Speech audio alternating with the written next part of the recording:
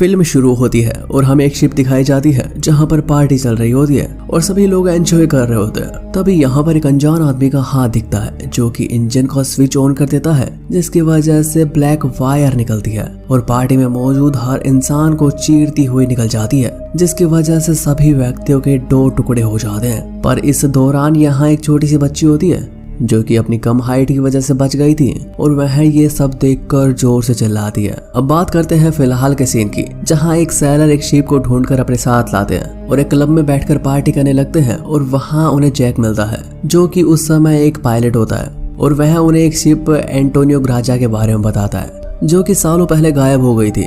साथ ही यह भी बताता है कि वह सोने से भरी हुई थी और वह शिप अब भी ओशियन में है और वो सोना भी सारा ओशियन में ही डूबा हुआ है, जिसे सुनकर सैलरी शिप को ढूंढने की डिसाइड करता है। इसके बाद अगले ही दिन वो जैक के साथ बेरिंग सी के लिए निकल जाता है। वहां पहुंचने के बाद उन्हें कोई शिप नहीं मिलते और वह इस बात से काफी हैरान हो जाता है। तभी उनकी बोट एक बड़ी शिप से टकरा जाती है और जैक के अलावा सभी लोग उस शिप के अंदर चले जाते हैं, जहां उनके साथ बहुत अजीब अजीब चीजें होनी शुरू हो जाती है और उन्हें बहुत अजीब अजीब सी आवाजें सुनाई देती हैं। जिसके बाद वो आवाज को ढूंढने की कोशिश करते हैं।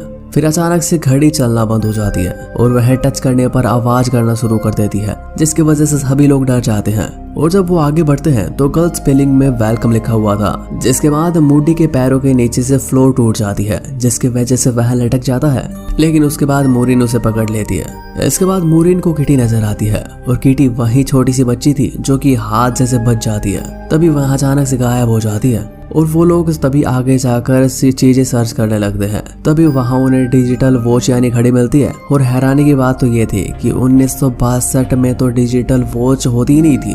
तो शायद सोचते हैं कि हमसे पहले यहाँ पर इस शिप को कोई डिस्कवर करने आया होगा। जिसके बाद सभी लोग शिप का नक्शा अपने साथ लेकर उस बोट पर वापस चले जाते हैं। अब रात हो चुकी थी, जहां मोरिस उन सबको बताती है कि उसने एक छोटी बच्ची को देखा, जिसकी वजह से वो सभी लोग कहते हैं कि ये तुम्हारा भ्रम होगा और उसे आराम करने के लिए कहते हैं और सभी लोग आराम करने के लिए चले जाते हैं। अगली सुबह वह देखते हैं कि एक शिप में बड़ा सा होल है और हम आसानी से उस होल को 3 दिनों में भर सकते हैं और इस शिप को अपने साथ लेकर चले जाएंगे। इसलिए सभी लोग वापस आ जाते हैं ताकि वह उसे रिपेयर कर सके और मोरिन इन चीजों को सर्च करते हुए एक स्विमिंग पूल वाले एरिया में पहुंच जाती है। वहां उसे गोलियों के निशान दिखते हैं, जिसे देखकर वह सोच में पड़ जाती है।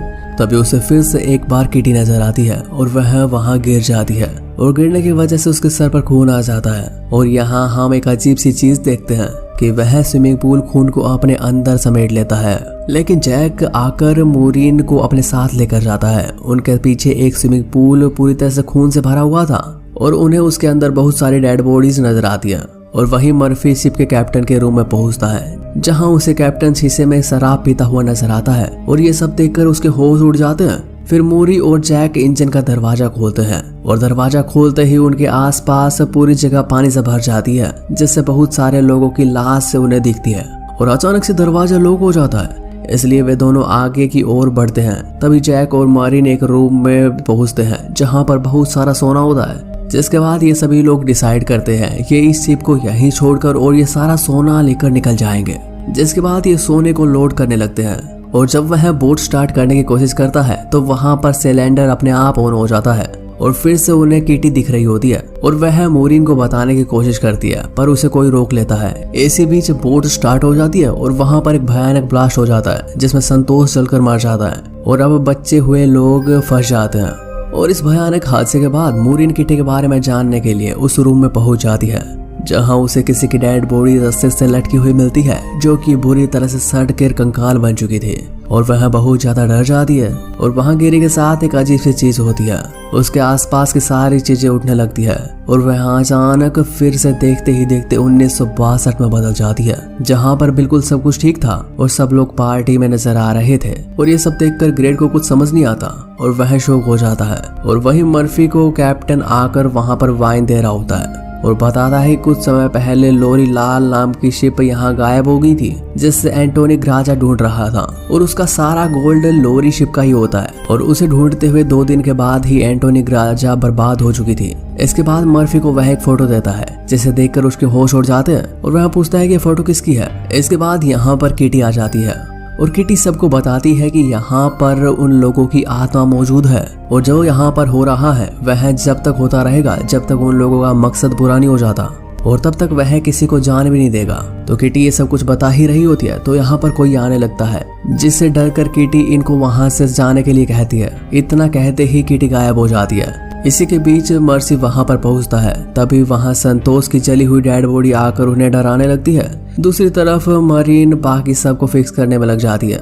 शिप रिपेयर करने के बाद मरीन गिरी को ढूंढने जाती है, जहां उसे किटी मिलती है, जो गिरी की डेड बॉडी उसे दिखा दी है और मरीन को अपने पास्ट में लेकर जाती है, जो कि 1962 में आखिरकार क्या हुआ था, जहां वे देखते हैं कि वेटर गोल्ड के लिए खाने में जहर मिला देते हैं, जिसके बाद वह खुद मर जाते हैं और कुछ लोग वायर से कट कर मर जाते हैं और जो बच जाता है उन्हें शिप के वर्कर शूट करके मार डालते हैं और किटी को वो लोग उस रूम में ले जाकर फांसी देकर मार डालते हैं। और ये सारा काम वो लोग सोना पाने के लिए कर रहे थे और वर्कर्स गोल्ड तक पहुंच जाते हैं। तभी फ्रेंड्स वहां पर एक एक वर्कर को शूट कर देता है। तभी वहां पर उस व्यक्ति की एंट्री होती है जो कि ये सब कुछ करवा रहा था और लास्ट में फ्रांसिस्को को भी वह मार देता है और उसकी शक्ल देखकर मरीन दंग रह जाती है, क्योंकि वह और कोई नहीं बल्कि जैक होता है, जो कि वहां उन्हें लेकर आया था। इस दौरान मरीन को मर्सी का ख्याल आता है। जब मर्सी के पास वह पहुंचती है तो वह ऑलरेडी मर चुका था और उसके हाथ में जैक की फोटो होती है, जो कि कैप्टन ने उसे दी थी। इसके बाद मरीन शिप में बम फिट करने लगती है, जिससे जैक उन्हें रोकने की कोशिश करता है और कहता है कि जिस तरह तुम बोट जमा करती हो उसी तरह मैं रूह जमा करता हूँ और यह मेरी ड्यूटी है, जो कि मुझे लाइफ टाइम तक मिली है। इसलिए अगर ये शिप ब्लास्ट हो जाती है तो मेरा काम अधूरा रह जाएगा। लेकिन मरीन उसकी एक नहीं सुनती और जैक के रोकने पर भी वह शिप को ब्लास्ट करके पानी में कूद जाती है, पर उसे निकलने का कोई रास्ता नहीं मिलता। फिर किटी आकर उसे बाहर निकालने का रास्ता बताती है, जहां वह देखती है कि सारी आत्माएं आजाद हो गई है और वह एक बॉक्स से सहारे बहुत दूर चली जाती है, जिसके बाद रेस्क्यू टीम आकर मरीन को बचा लेती है। इसके बाद मरीन को एम्बुलेंस लेकर जाया जाता है और उसकी हालत काफी नाजुक होती है, जहां वह देखती है कि जैक अब भी जिंदा है और वह गोल्ड को एक शिप पर लोड कर रहा होता है। यह सब देखकर वह शॉक हो जाती है और इसी के साथ हमें मूवी की एंडिंग दिखाई जाती है। और उम्मीद करता हूँ कि आपको ये मूवी एक्सप्लेनेशन पसंद आई होगी और ऐसा ही एक्सप्लेनेशन के लिए चैनल को सब्सक्राइब जरूर कर लें।